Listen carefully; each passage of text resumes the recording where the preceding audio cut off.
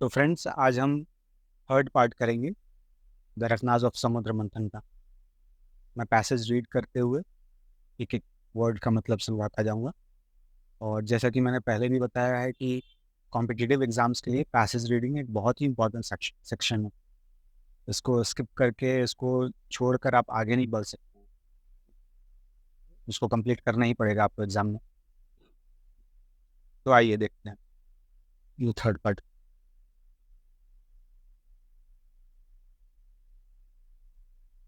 तो समुद्र मंथन से जो अगली जो चीज़ निकली वो थी अप्सराएं।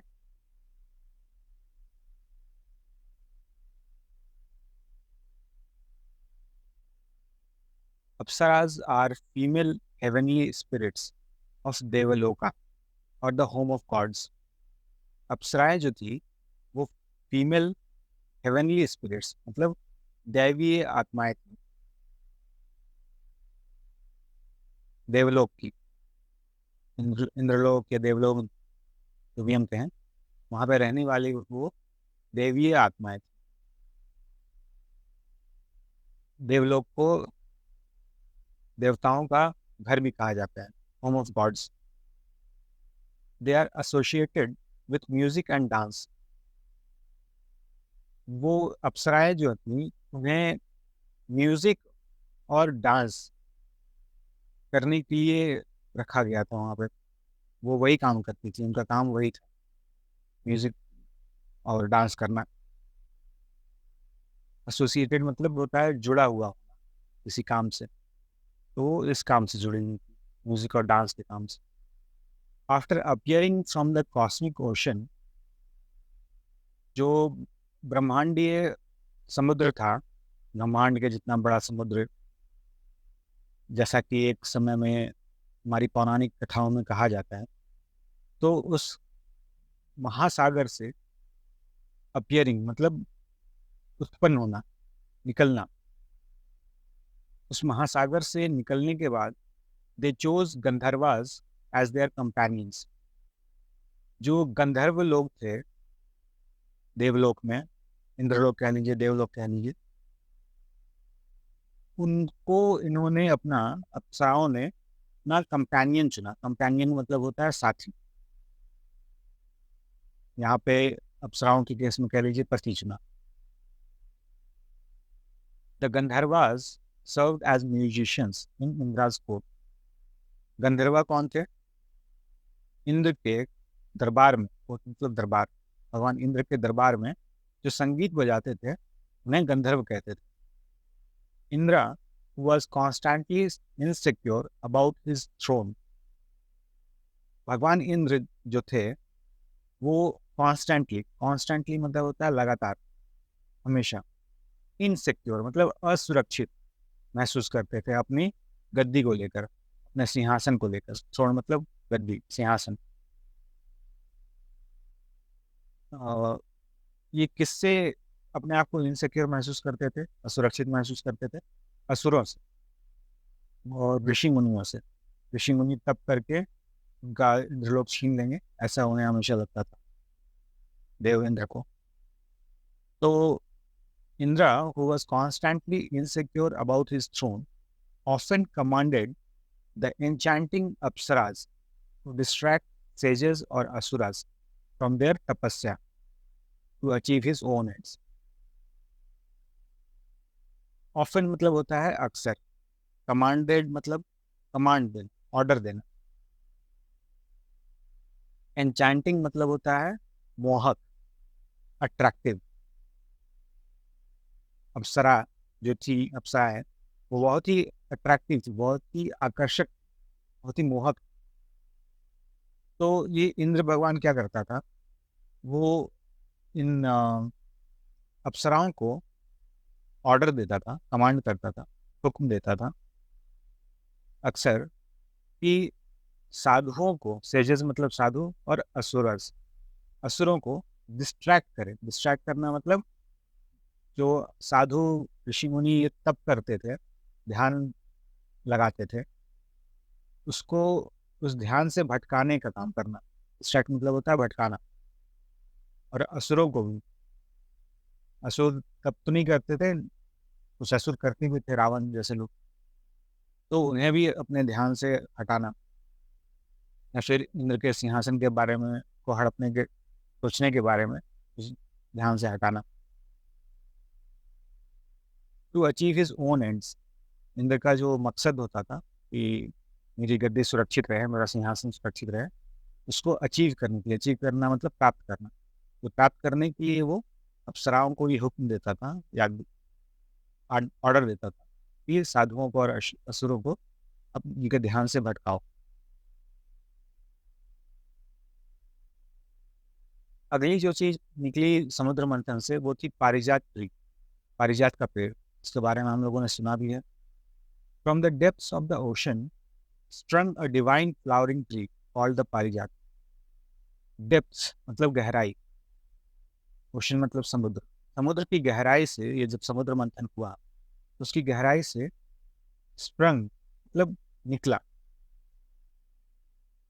और डिवाइन फ्लावरिंग ट्री, एक दैवीय, दिव्य, डिवाइन मतलब दिव्य होता है, दैवीय, देवताओं से जुड़ा हुआ, फ्लावरिंग ट्री ऐसा पेड़ जो फूल देता था, फ्लावर मतलब फूल, उसका नाम था पारिजात।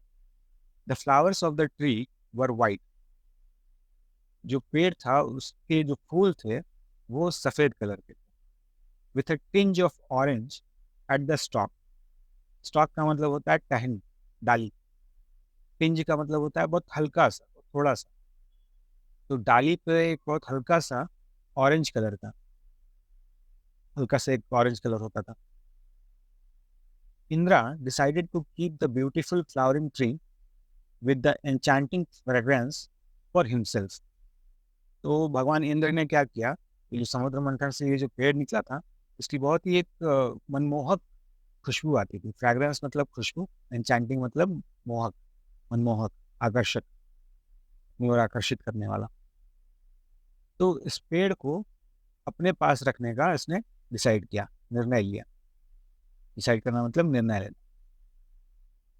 And planted the tree is garden इन देवलोक, और अपने जो उसका बागीचा था, गार्डन देवलोक में, उसमें उसने उसको प्लांट कर दिया, उस पेड़ को रोप दिया, वहां लगा दिया।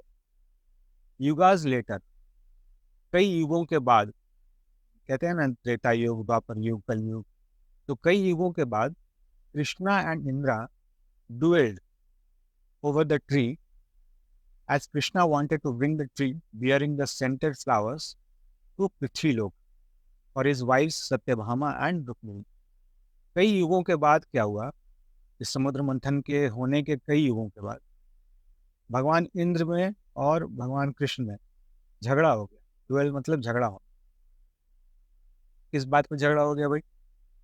बात ये हुई कि जो भगवान कृष्ण थे वो इस बहुत ही एक आकर्षक खुशबू वाले पेड़ को पृथ्वी लोक लेकर आना चाहते थे, इसलिए अपनी पत्नियों के लिए, सत्यभामा और रुक्मिणी, इन दोनों के लिए, इन दोनों को इम्प्रेस करने के लिए कह लीजिए, वो भगवान कृष्ण जो थे वो इस पेड़ को धरती पर लाना चाहते थे, पृथ्वी लोक पर। Eventually Krishna defeated Indira. Eventually का मतलब होता है कोई चीज जो over a period of time हो जाती है, एक समय के बाद वो चीज हो जाती है। कृष्ण और इंद्र के बीच में लड़ाई चल रही थी, तो आखिरकार, इवेंचुअली मतलब आखिरकार, आखिरकार कृष्ण ने इंद्र को हरा दिया। डिफीट करना मतलब हराना। एंड टुक द ट्री, और पेड़ को ले लिया। The tree has a special significance in Hinduism. इस पेड़ का एक खास, स्पेशल मतलब खास, सिग्निफिकेंस मतलब महत्व, हमारे हिंदू धर्म में एक खास महत्व है इस पेड़ का। As it is forbidden to pluck its flowers, ऐसा माना जाता है कि इसके फूलों को तोड़ने की मनाही। प्लक मतलब तोड़ना, फॉरबिडन, फॉरबिडन मतलब मनाही, वर्जित, इसके फूलों को हाथ से तोड़ना नहीं। And only the fallen flowers can be use to worship deities, केवल जो गिर जाते हैं अपने आप जो फूल, केवल उन्हीं को, डिटीज मतलब होता है देवता, देवी देवता है, उनकी पूजा की, वर्शिप मतलब पूजा करने की। सिर्फ उन्हीं को, टूटे हुए फूलों को ही चढ़ाया जाता है, अलग से तोड़ के नहीं चढ़ाया जाता है। ऐसा माना जाता है कि ये पारिजात का पेड़ आज भी उत्तर प्रदेश के बाराबंकी जिले में एक गाँव में है, ऐसी मान्यता है, लोग ऐसा मानते हैं। नेक्स्ट जो चीज़ें निकली समुद्र मंथन से, वो थी विष्णु, भगवान विष्णु का जो शारंगा बो था, बो मतलब धनुष, पंचजन्य कौंच, कौंच मतलब शंख, एंड कौस्तुभ मणि, मणि मतलब मणि, सब पता है आपको, हीरा मोती पन्ना मणि। मणि का नाम कौस्तुभ था, जो शंख था, इंग्लिश में कौंच कहते हैं शंख को, उसका नाम था पंचजन्य, और जो धनुष था यानी कि बो, उसका नाम था शारंगा। तो ये 3 चीज़ें निकली थी समुद्र मंथन से। आइए तीनों के बारे में थोड़ा-थोड़ा जानते हैं। द शारंगा बो was one of the 2 divine bows crafted by Vishwakarma. जो शारंगा बो था, धनुष था, वो 2 दिव्य धनुष, 2 divine bows crafted by Vishwakarma, the architect of the gods, जो भगवानों के आर्किटेक्ट थे। आर्किटेक्ट मतलब शिल्पकार, वास्तुकार, जो कोई भी चीज़, महल हो गया या ऐसा कुछ भी दिव्य, वो बनाते थे उनके लिए, रथ हो गया, ये सब बनाते थे। भगवान विश्वकर्मा को हम लोग इसलिए मशीनों का भगवान कहते हैं, उनकी पूजा भी करते हैं विश्वकर्मा पूजा में। तो ये भगवान विश्वकर्मा के द्वारा क्राफ्टेड, मतलब इनके हाथों के द्वारा बनाया गया जो 2 दिव्य धनुष था, उनमें से एक था ये Sharanga. Vishnu used the bow in his Parashurama, Rama and Krishna avatars. भगवान विष्णु ने इस सारंगा बो का इस्तेमाल, सारंगा बो को यूज किया था अपने 3 अवतारों में। परशुराम का जब अवतार लिया, जब भगवान राम का अवतार लिया, और जब भगवान कृष्ण का अवतार लिया। तीनों ही अवतारों में उन्होंने इस सारंगा धनुष का इस्तेमाल किया था। Before returning back to his holy abode, abode का मतलब होता है आवास, निवास, होली मतलब पवित्र, अपने पवित्र आवास पे लौटने के पहले Vishnu in the form of Krishna left the bow in the position of Varuna, the god of oceans. अपने होली अबोर्ड यानी पवित्र आवास पर लौटने के पहले विष्णु जो थे, जो कि उस समय भगवान कृष्ण के फॉर्म में थे, फॉर्म कहने का मतलब रूप, अवतार, भगवान कृष्ण के अवतार में थे। उन्होंने क्या किया, जो समंदर का भगवान थे, सागर के भगवान थे वरुण, उनको ये धनुष दे दिया। पोजेशन मतलब किसी को उसका मालिक बनाना, किसी का मालिकाना हक होना।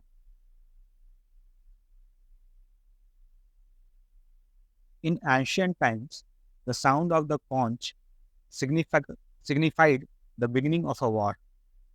पौराणिक समय में, प्राचीन समय में, जो शंख, इसको कि इंग्लिश में कॉन्च कहते हैं, इसकी जो ध्वनि होती थी, इसका जो साउंड होता था, इसी से युद्ध के शुरू होने का आभास होता था। वही बतलाता था कि हाँ भाई अब युद्ध शुरू किया जा सकता है। सिग्निफाइड मतलब बतलाना, किसी चीज़ का सिग्नल देना, सिग्नल से बना है signified. Beginning of a war, युद्ध का आरंभ, बिगिनिंग मतलब आरंभ, शुरुआत। विष्णुज कॉन्च पंचजन्य, जो उनका शंख था कॉन्च, उसका नाम था Panchajanya, is a symbolic way of portraying his role as the preserver of the universe.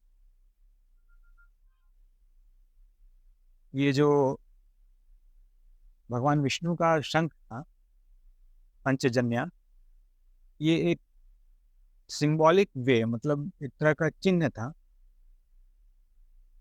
भगवान विष्णु को प्रिजर्वर ऑफ द यूनिवर्स, ब्रह्मांड का संरक्षक, मतलब ऐसा व्यक्ति जो ब्रह्मांड की सुरक्षा करे, उसका रोल निभाने का ये एक सिंबल था, एक ये चिन्ह था उनका, शंख। उनके हाथों में ये शंख है, इसका मतलब ये ब्रह्मांड के संरक्षक, ब्रह्मांड की सुरक्षा करेंगे। God steps into battlefields again and again in different avatars to save humanity. भगवान बैटलफील्ड मतलब युद्ध भूमि, स्टेप्स इनटू मतलब युद्ध भूमि में कदम रखते हैं, युद्ध भूमि में आते हैं, अगेन एंड अगेन बारंबार, बार बार, in different avatars to save humanity. Humanity मतलब मानवता, मानव, इंसान का, ये जो इंसानों की पीढ़ी है, प्रजाति है, इसको बचाने की, टू सेव, सेव मतलब बचाना, ये बार बार अवतार लेते हैं अलग अलग रूपों में, अन्यथा ये इंसान खत्म हो जाएंगे धरती से, अगर भगवान विष्णु अलग अलग रूप ना लें और युद्ध भूमि में ना आए। तीसरा था Kaustubh Mani. Kaustubh Mani is a sacred precious gemstone that is embedded in the necklace worn by Vishnu. कौस्तुभ मणि एक पवित्र प्रेशियस जेमस्टोन, सैक्रेड मतलब होता है पवित्र, प्रेशियस मतलब कीमती, जेमस्टोन मतलब मणि हो गया, मोती हो गया, हीरा हो गया, पन्ना हो गया, इनको जेमस्टोन, महंगे धातु। दैट इज एम्बेडेड, एम्बेडेड का मतलब होता है किसी चीज में जड़ित, किसी चीज में जड़ा हुआ। तो भगवान विष्णु के जो गले में जो माला थी, नेकलेस जो था उनका, वो मतलब पहनना, भगवान विष्णु ने जो पहना था नेकलेस, माला, आभूषण, उसमें वो जड़ित, वो Kaustubh Mani. The gemstone is said to be as beautiful as an exotic lotus and as radiant as the sun. इस कौस्तुभ मणि के बारे में कहा जाता है, is said to be, is said to be का मतलब होता है कहा जाता है, यह एक एग्जॉटिक लोटस, लोटस मतलब होता है कमल का फूल, एग्जॉटिक मतलब कोई चीज बहुत ही आकर्षक हो, बहुत ही खूबसूरत, मनमोहक हो। तो उस तरह से ये कौस्तुभ मणि भी बहुत ही आकर्षक, बहुत ही मनमोहक, और सूर्य के जितना रेडियंट, रेडियंट का मतलब होता है उज्जवल, प्रकाशमय। सूर्य जिस तरह से बहुत ज्यादा प्रकाश देता है, उस तरह से ये प्रकाश देता था।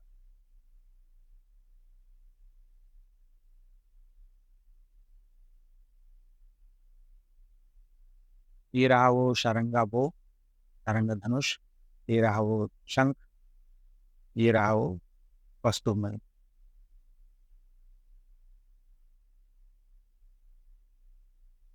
Thank you guys. Third part में इतना ही, फोर्थ पार्ट में मैं इसको कंप्लीट कर दूंगा, जितनी भी चीज़ें निकली थी समुद्र मंथन से वो कंप्लीट हो जाएगा फोर्थ पार्ट में। अभी के लिए थैंक यू।